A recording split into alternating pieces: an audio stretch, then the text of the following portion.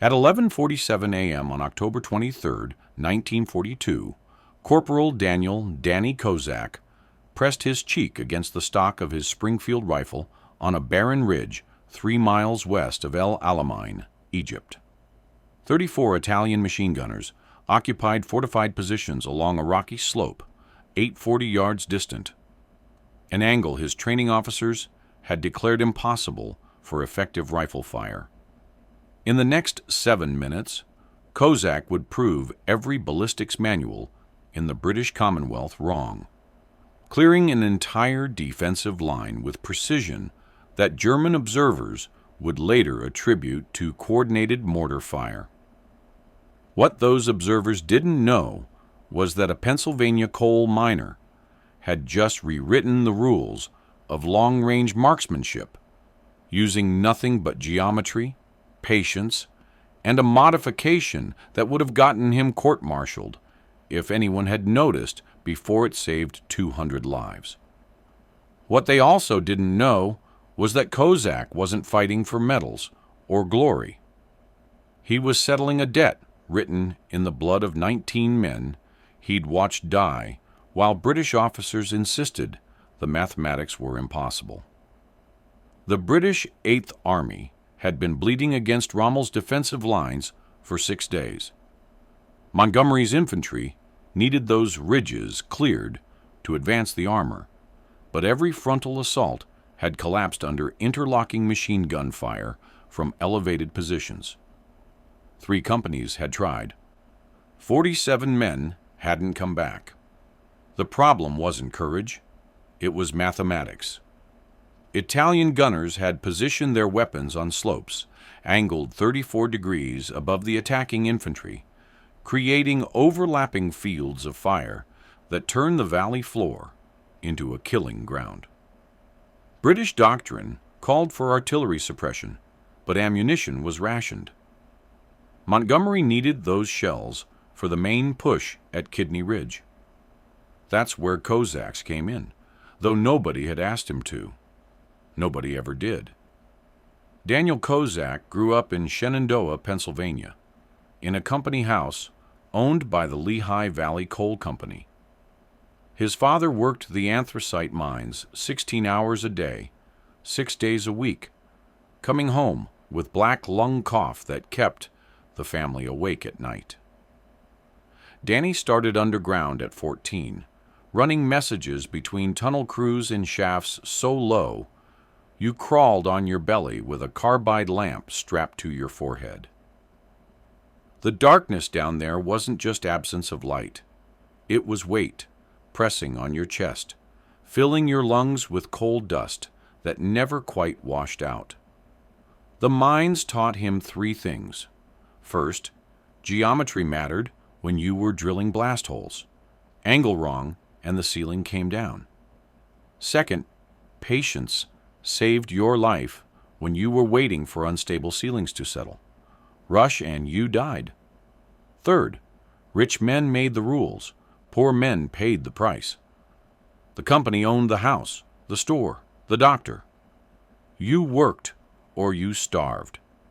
Nobody asked your opinion. That last lesson stuck with Kozak harder than the others. By 16, he'd developed a quiet anger that never quite burned out, a coal seam, fire smoldering underground where nobody could see it. It wasn't dramatic rage. It was the steady fury of someone who'd watched his father cough blood into a handkerchief, while company doctors said he was fit for work.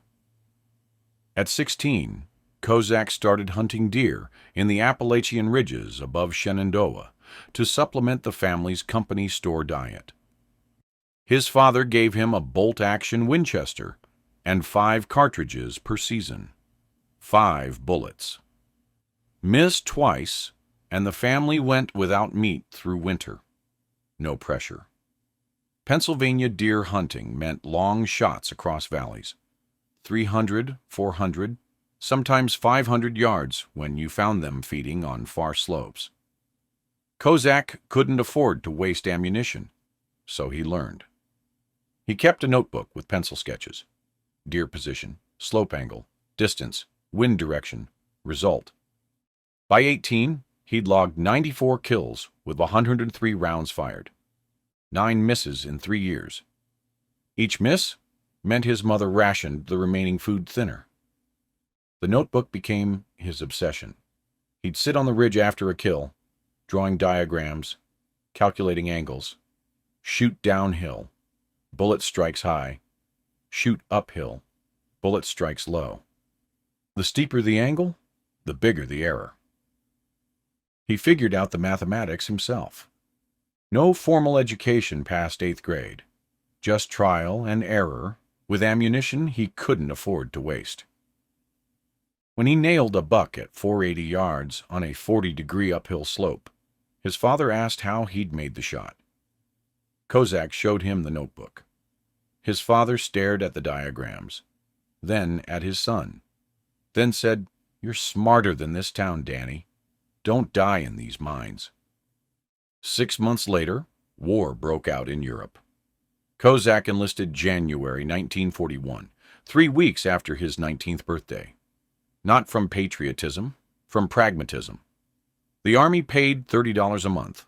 The coal company paid $8. The Army didn't care about Kozak's notebook. They handed him a rifle at Fort Benning and taught him to shoot at paper targets on flat ranges. When he mentioned uphill shooting during basic training, Sergeant Holloway had laughed in his face. "Kozak, you hold center mass and squeeze. Army doesn't pay you to think, especially not coal miners." That sentence landed wrong. Kozak felt the familiar anger flicker, the same heat he'd felt watching company bosses explain why his father's black lung wasn't their responsibility. Officers thought enlisted men were stupid. They gave orders. You obeyed. Your experience didn't matter. Your observations didn't count. Fair enough. Kozak shut up and qualified expert on the first try. They assigned him to the 1st Armored Division as a rifleman and shipped him to North Africa in May 1942. The problem with British doctrine in North Africa was that it had been written for flat battlefields in France. Nobody had updated the training manuals for combat in terrain, where every engagement involved elevation changes. Kozak noticed it during his first week at El Alamein. Italian and German positions always occupied the high ground. Ridges, hills, escarpments, while Commonwealth infantry attacked from valleys and plains below. Standard marksmanship training taught soldiers to aim center mass and fire. But that training assumed level ground. Fire uphill at a 30-degree angle without compensation, and your bullet strikes low. Fire downhill, and it strikes high. The deviation increases with range. British riflemen were missing. Not because they couldn't shoot, but because nobody had taught them how to shoot at angles. The mathematics Kozak had learned, killing deer in Pennsylvania, the calculations officers dismissed as unnecessary, were the difference between hitting and missing. He tried explaining it once, just once. After a week of watching British soldiers pour rifle fire uselessly at elevated targets, Kozak approached Lieutenant Walsh during a rest period. "Sir, the men are aiming correctly, but their rounds are striking low because—" "Corporal, are you an engineering officer?" "No, sir, but I hunted in—" "Then I suggest you focus on following orders rather than critiquing Commonwealth training doctrine that's been refined over centuries." Kozak walked away before he said something that would land him in the stockade. The anger simmered. Not hot rage, cold calculation. Officers would rather watch men die than admit an enlisted coal miner might know something they didn't. September 7th, 1942. Private, First Class. Michael Hendricks took 3 rounds to the chest during a probe near Ruwysat Ridge. Hendricks came from Scranton, Pennsylvania, 20 miles from Shenandoah. They'd met during training, bonded over shared geography. Hendricks had a wife named Dorothy and a daughter he'd never met, born 2 weeks after he shipped out. He'd shown Kozak the photograph so many times the edges were worn soft. Baby, in a white dress, Dorothy smiling in their kitchen. Hendricks talked about opening a garage after the war, teaching his daughter to change oil, normal life. The machine gun that killed Hendricks was positioned on a ridge 400 yards away, elevated maybe 40 degrees. Kozak watched through field glasses. British riflemen fired at it for 20 minutes. Good soldiers, proper technique, center mass aim. Every round struck the rocks 4 feet below the gun emplacement. The soldiers were doing exactly what their training taught them. The training was wrong. Hendricks bled out in 90 seconds. Kozak held his hand, watched the light fade. Hendricks' last words were, "Tell Dorothy I'm sorry." Sorry for what? For dying because British doctrine couldn't adapt? Kozak walked back to his position. Didn't cry, didn't scream. Just felt the anger settle deeper, colder. He pulled out his old Pennsylvania notebook that night and started documenting kills. Not deer, men. British soldiers dying to elevated machine gun positions, while riflemen fired uselessly at targets they'd been taught to engage incorrectly. September 7th, Hendricks. Machine gun, 400 yards, 40-degree elevation. Commonwealth return, fire ineffective. 3 days later, Corporal James Morrison from London took a bullet through the throat at Miteria Ridge. Morrison was 20 years old. He'd taught Kozak how to play poker, using buttons for chips. Morrison wanted to open a pub after the war. Had the whole plan worked out. Location near Victoria Station. Dark wood bar. Brass fixtures. Proper English bitter. He'd drawn floor plans on a notebook page. Showed it to everyone who'd listen. The machine gun that killed Morrison sat on a rocky outcrop 600 yards distant, angled 30 degrees above the British position. Kozak held pressure on Morrison's throat wound while Morrison drowned in his own blood. Took 40 seconds. Morrison's eyes stayed open the whole time, confused, like he was trying to figure out what had gone wrong. British riflemen poured fire at the machine gun, hundreds of rounds. Every bullet struck low. The gunner stayed safe behind sandbags, kept firing. Kozak added Morrison to the notebook that night. September 10th. Morrison. Machine gun, 600 yards, 30-degree elevation. Commonwealth return fire ineffective. The anger wasn't hot anymore. It was ice. Precise. Calculating.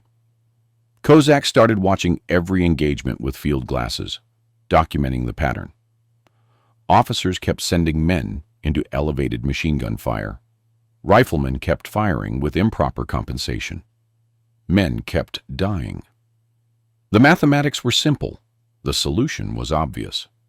And nobody with authority cared, because admitting the problem meant admitting enlisted experience mattered more than doctrine. September 19th, Lieutenant Edward Walsh ordered a section to clear Italian positions along a ridge near Deir el Shine. 8 men advanced across 300 yards of open ground, while supporting riflemen provided covering fire. The Italian machine guns were elevated 35 degrees above the attackers. British bullets hit nothing but rocks. All 8 men went down. 2 survived with shrapnel wounds. Private Anthony Chen from Cardiff was not one of them. Chen had been teaching Kozak how to brew proper tea using a mess tin and a heat tablet. Insisted water had to be exactly boiling, leaves steeped exactly 4 minutes, milk added after. Chen talked about his mother's restaurant in Cardiff, promised Kozak could eat there free for life after the war. Chen had been planning to expand the restaurant, add more tables, maybe open a second location. Chen took a burst to the chest and stomach, died instantly, didn't even scream. Kozak added him to the notebook. September 19th. Chen machine gun, 450 yards, 35-degree elevation. Commonwealth return fire ineffective. That night, Kozak counted the entries. 19 men. 19 soldiers he'd personally known, talked to, shared rations with. 19 deaths that could have been prevented if someone in command would listen to a Pennsylvania coal miner explain high school trigonometry. The anger crystallized into something harder. Not rage, purpose. Officers wouldn't listen? Fine. Kozak would solve it himself. By October, Kozak had stopped trying to work through official channels. He'd tried explaining the problem to Lieutenant Walsh, to Sergeant Fletcher, to anyone who'd listen. They'd all given variations of the same response. Doctrine exists for reasons. Modifications require approval through proper channels. Enlisted men don't question training that's worked for generations. Except it wasn't working. The notebook proved it.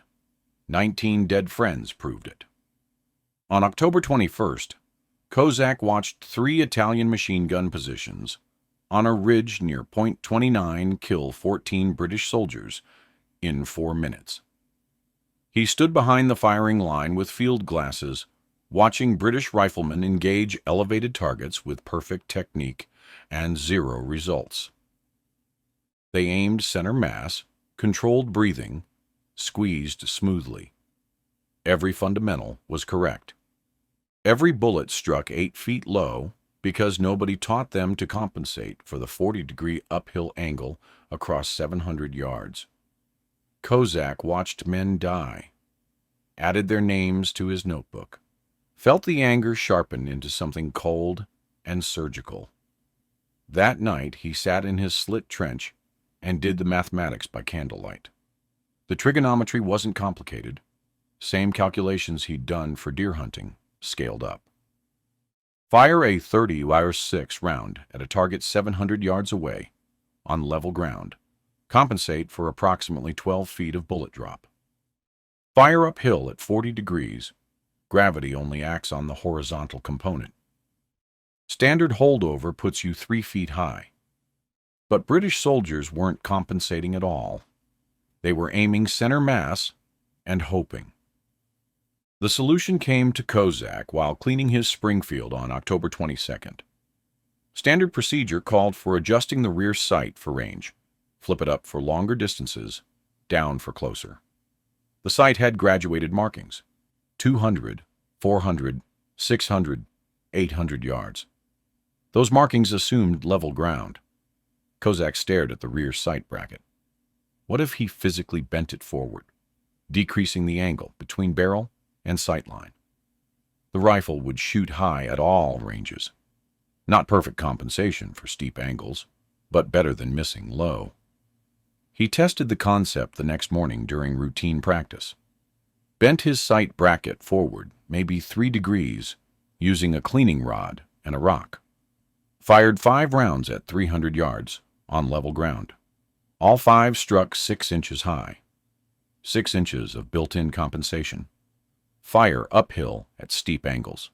That 6 inches might mean hitting center mass instead of striking dirt. The problem was that modifying Army equipment without authorization was a court-martial offense. Regulation 2-102. Dishonorable discharge, 2 years military prison. Kozak thought about Hendricks dying in his arms, Morrison drowning in his own blood.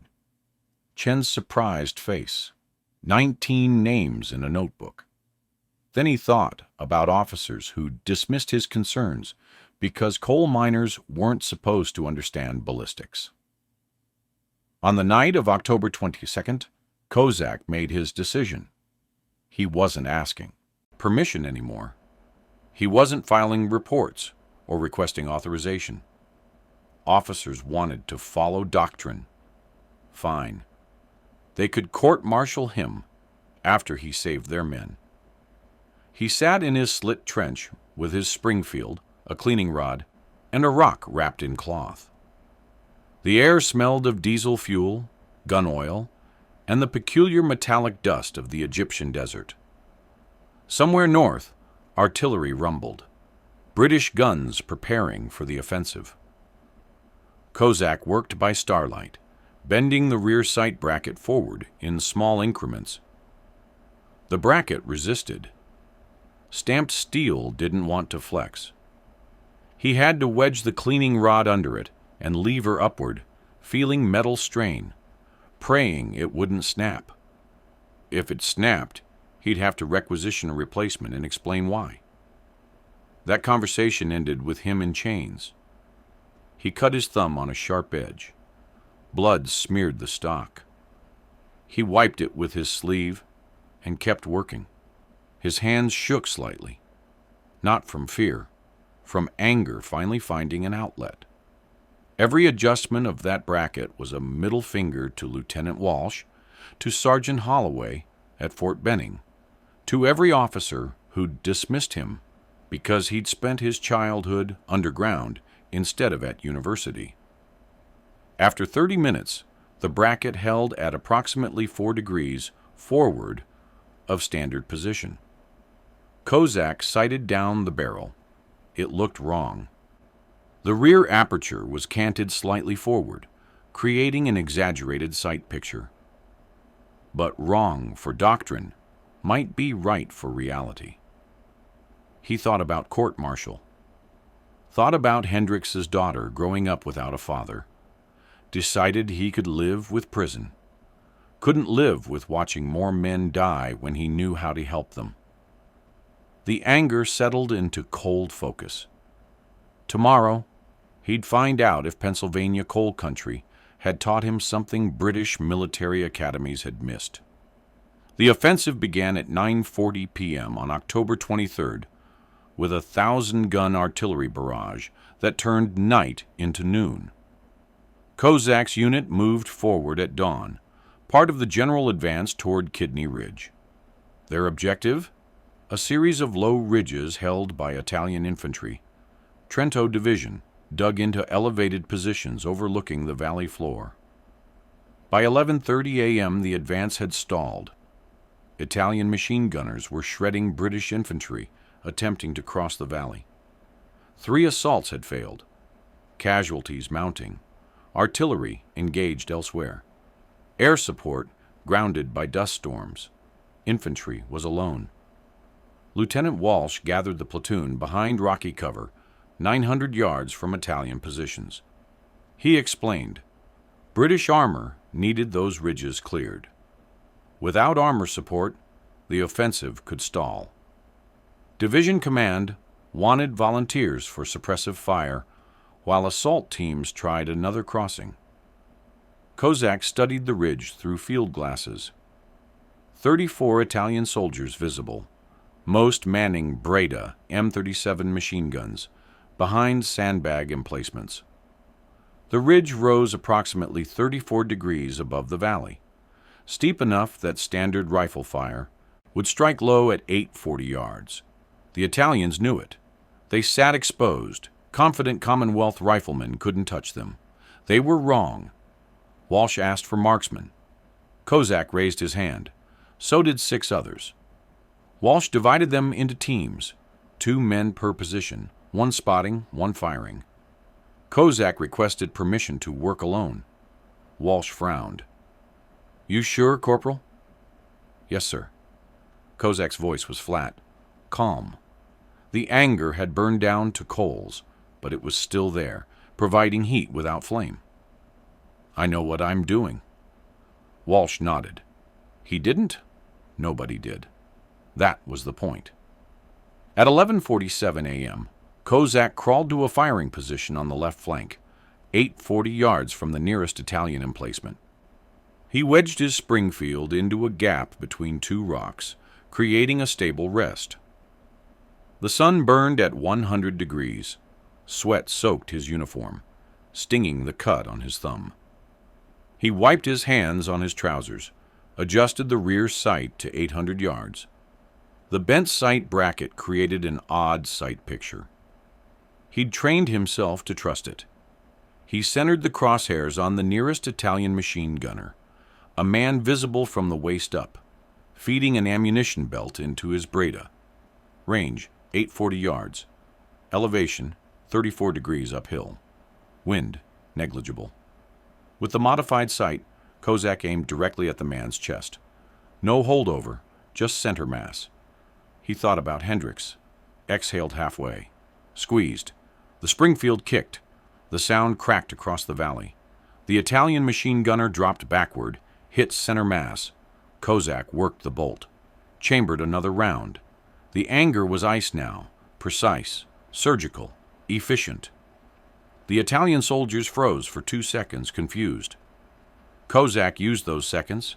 He shifted right, centered on another gunner 60 yards farther along the ridge. Thought about Morrison. Fired. Hit.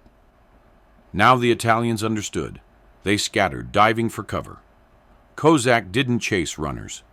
He focused on machine gun positions, the ones killing British infantry. Thought about Chen. Centered on a gunner trying to swing his Breda toward Kozak's position. Range, 880 yards. Fired, hit, 3 rounds. 3 Italians down, 30 seconds. This wasn't combat. This was accounting.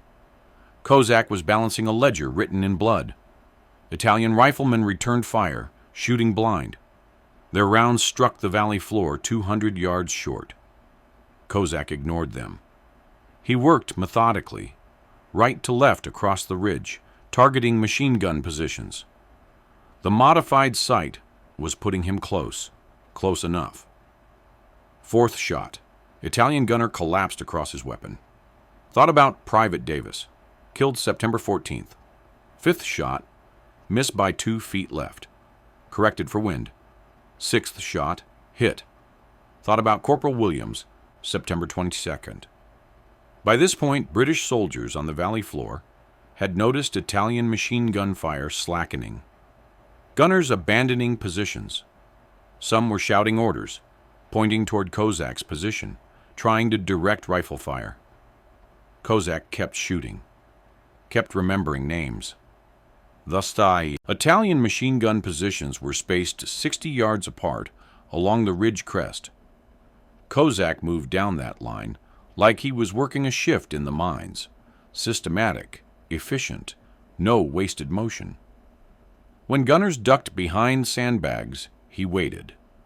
Someone had to operate the weapon eventually. 7th shot. Gunner rose to reposition. Hit. Private Thompson, September 8th.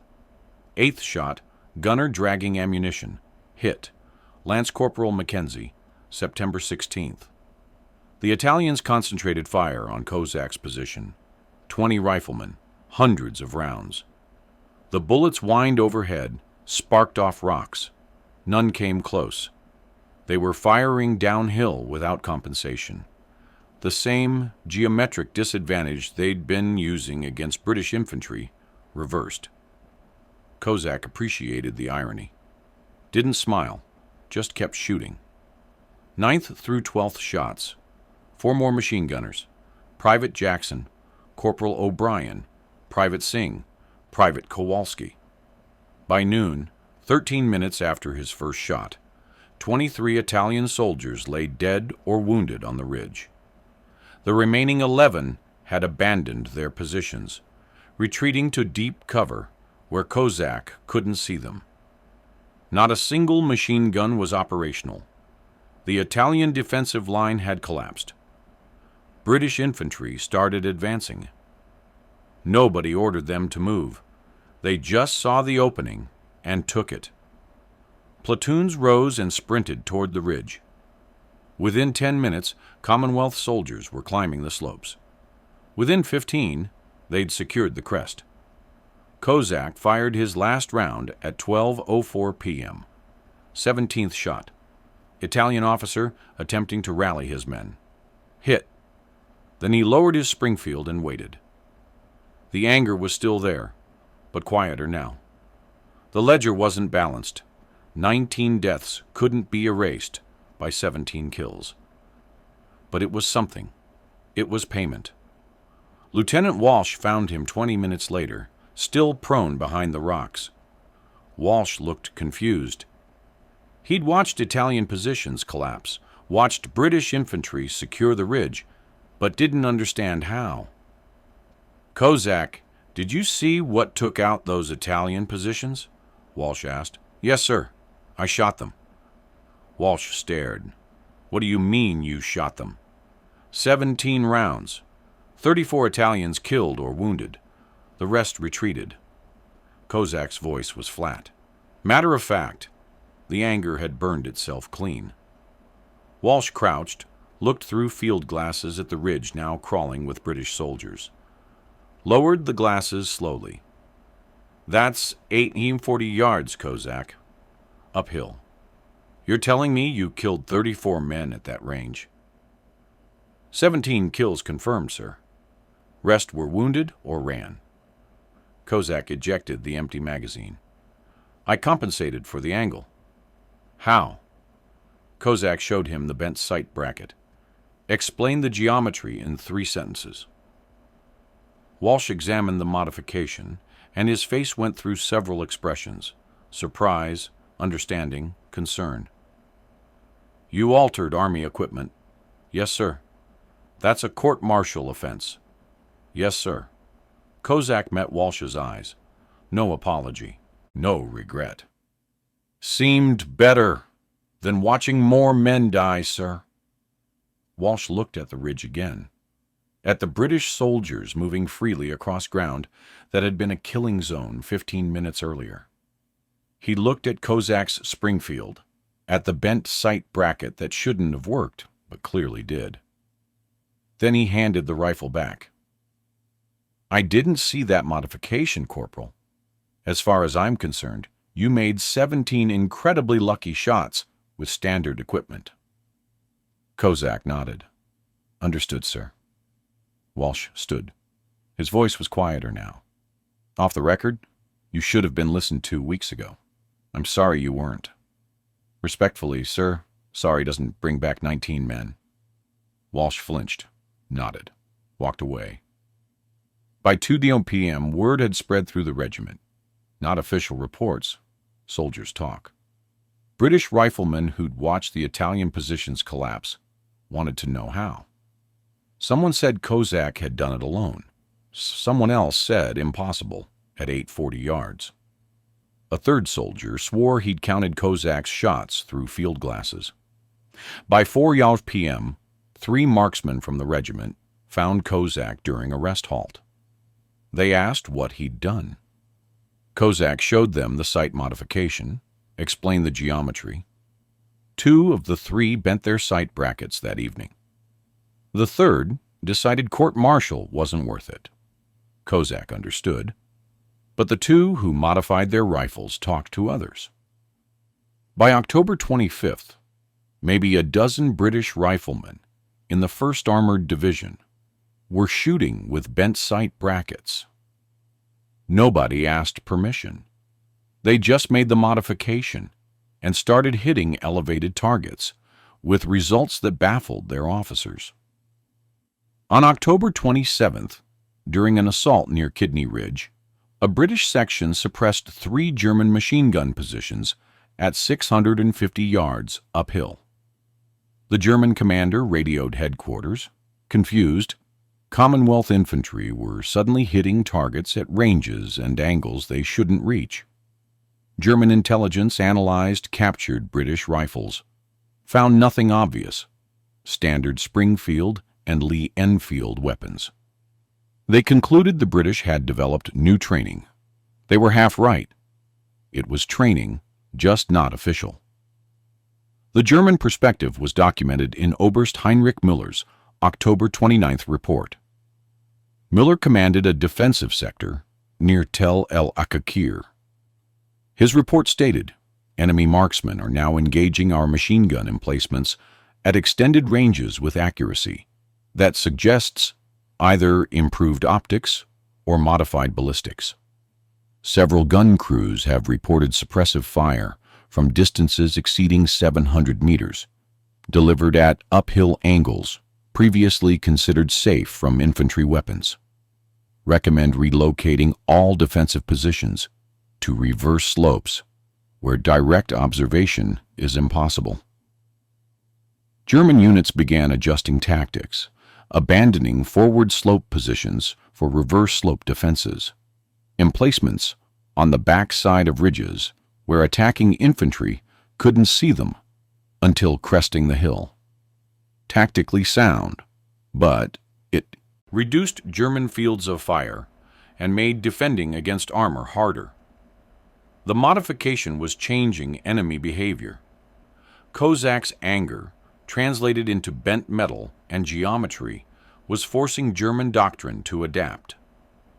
More significantly, Hauptmann Werner Voss, a German sniper credited with 64 kills in North Africa, encountered the phenomenon personally on November 2nd near Tel El Isa.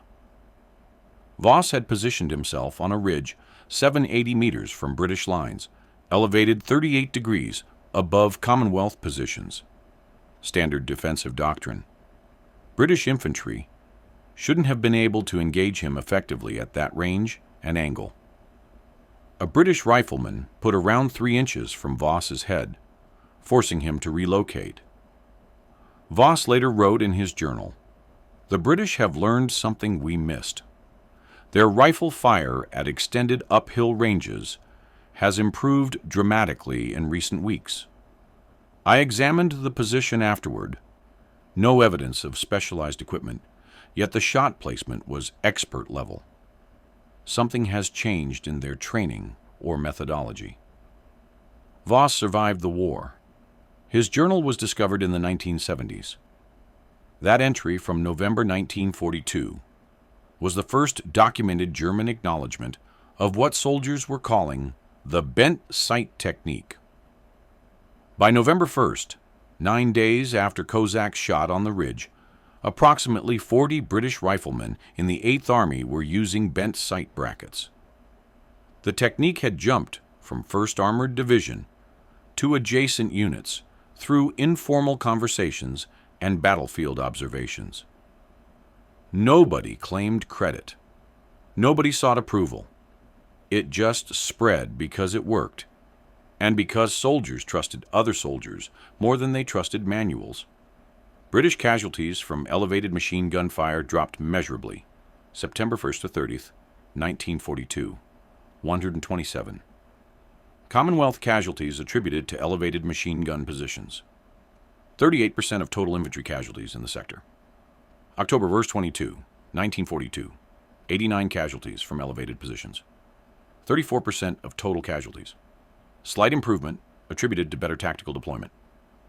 October 23rd, 1942, 34 casualties from elevated positions.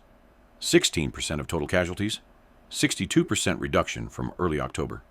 November 8th, 1942, 28 casualties from elevated positions. 14% of total casualties. The pattern was clear. Something had changed on October 23rd. Commonwealth rifle effectiveness against elevated targets had improved dramatically without any official change in doctrine, equipment, or training. Conservative analysis credited the bent sight modification with preventing 182 and 20 casualties between October 23rd and November 8th, when Montgomery's offensive concluded with Axis retreat from El Alamein. Those were lives saved, soldiers who went home instead of dying because enlisted men had solved a problem officers insisted didn't exist.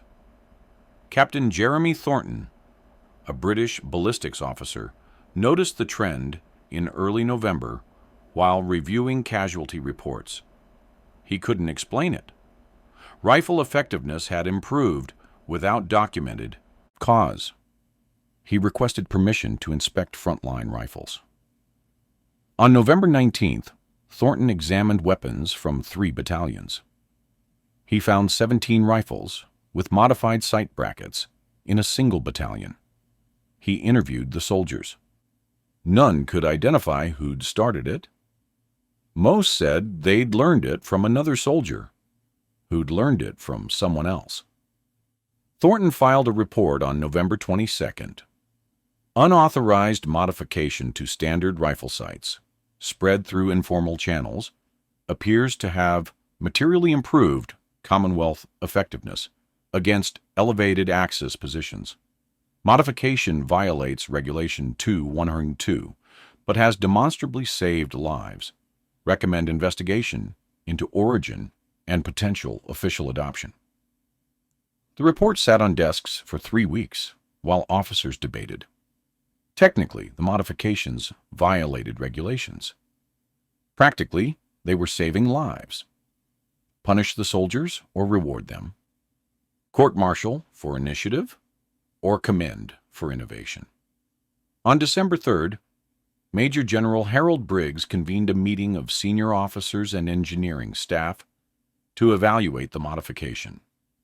The engineering team tested it, confirmed it provided approximately 4 or 8 inches of upward compensation depending on range, noted it was crude but effective.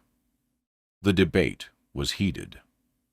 Several senior officers argued that allowing unauthorized modifications set dangerous precedent. Enlisted men couldn't be permitted to alter equipment without authorization. Other officers pointed to casualty statistics and asked if precedent mattered more than lives. On December 11th, a compromise emerged. Battalion commanders could authorize voluntary sight modifications for designated marksmen, but only after individual proficiency testing. The modification would not be officially endorsed, but it would no longer be prosecuted. Call it field expedient adaptation rather than unauthorized alteration. By January 1943, the technique had spread to Commonwealth forces in Burma, where elevated Japanese positions presented identical challenges. Australian units adopted it. New Zealand sharpshooters bent their sight brackets. Canadian infantry officers started teaching the geometry in informal training sessions. It became standard practice without ever becoming official doctrine. The British Army never admitted that a Pennsylvania coal miner had identified a fundamental flaw in their training system. They just quietly stopped prosecuting soldiers who fixed it. Kozak received no recognition for any of this. He was never mentioned in reports, never received commendation, never met with ballistics officers. As far as official records showed, he was Corporal Daniel Kozak, 1st Armored Division, rifleman, who served with distinction in North Africa and Italy. He participated in the assault on Monte Cassino in May 1944, where his unit sustained 40% casualties, storming fortified German positions on elevated terrain. Kozak survived with shrapnel wounds to his left shoulder. He spent 2 months in a field hospital, returned to duty in July, fought through the Gothic Line offensive in September. In October 1945, Kozak returned to Pennsylvania. The Lehigh Valley Coal Company offered his old job underground. He declined. He'd spent 4 years looking at distant horizons, couldn't go back to crawling through darkness with coal dust in his lungs. He bought a small farm outside Shenandoah, using his military discharge payment and a loan from the Veterans Administration. 20 acres, most of it rocky hillside, unsuitable for serious agriculture. He raised chickens, grew vegetables, fixed things for neighbors who paid in cash or trade. He never talked about the war. When people asked, he'd say he'd been in North Africa and Italy. Nothing special. Lots of men did more. When someone asked if he'd killed anyone, he'd change the subject. The anger that had driven him, the cold fury at watching men die needlessly, had burned itself out somewhere between El Alamein and Monte Cassino. What remained was just tired. In 1947, a British military historian named William Ashford was researching Commonwealth rifle tactics in North Africa He stumbled across Captain Thornton's November 1942 report about modified sight brackets. Ashford tried tracking down the origin. He interviewed 17 soldiers who'd used the technique. None could identify who'd started it. The trail went cold. Ashford's 1952 book, Infantry Tactics in the Desert War, included a footnote. An unofficial modification to standard rifle sights, spread through informal channels in late 1942, improved Commonwealth effectiveness against elevated Axis positions.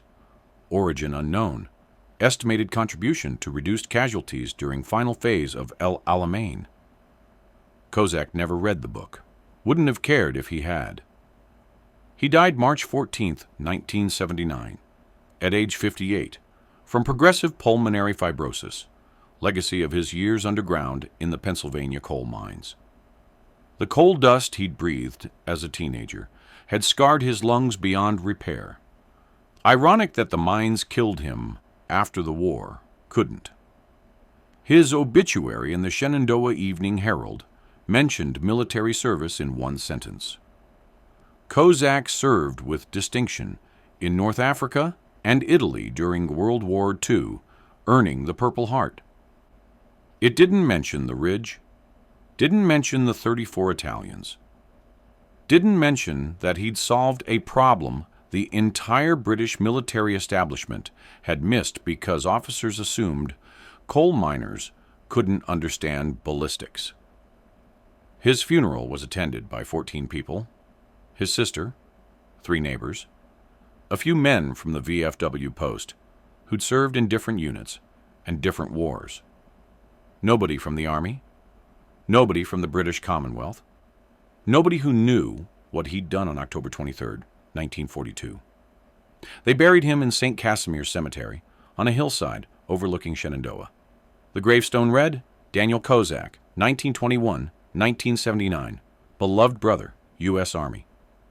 No mention of Egypt, no mention of innovation, just dates and a branch of service. Modern ballistics training now includes comprehensive instruction on angle compensation. Army field manuals contain detailed tables calculating bullet drop at various angles and ranges. Rifle scopes have built-in angle compensators.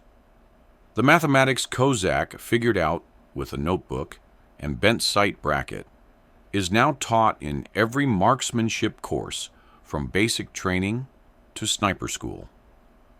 The innovation didn't come from engineering analysis or research programs. It came from a Pennsylvania coal miner who watched friends die and decided regulations mattered less than results. It spread through whispered conversations between soldiers who trusted each other more than they trusted doctrine. That's how real innovation happens in war.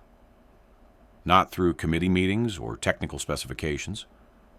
Not through generals at headquarters or engineering officers with degrees. Through corporals in slit trenches who care more about the men beside them than about their service records. Through soldiers who see a problem, solve it with whatever tools they have, and share the solution because lives matter more than protocol.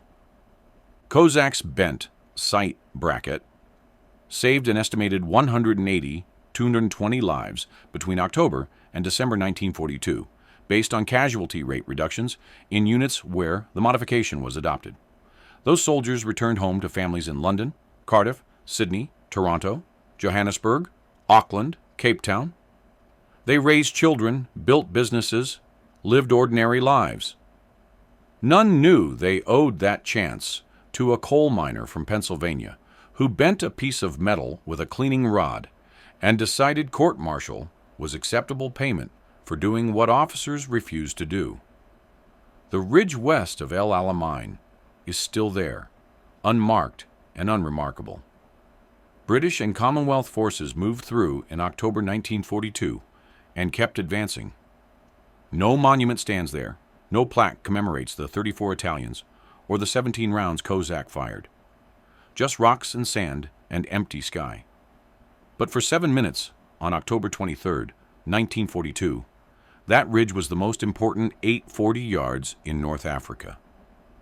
And a corporal with a modified rifle and 19 names in a notebook proved that impossible is just another word for nobody's tried the right angle yet.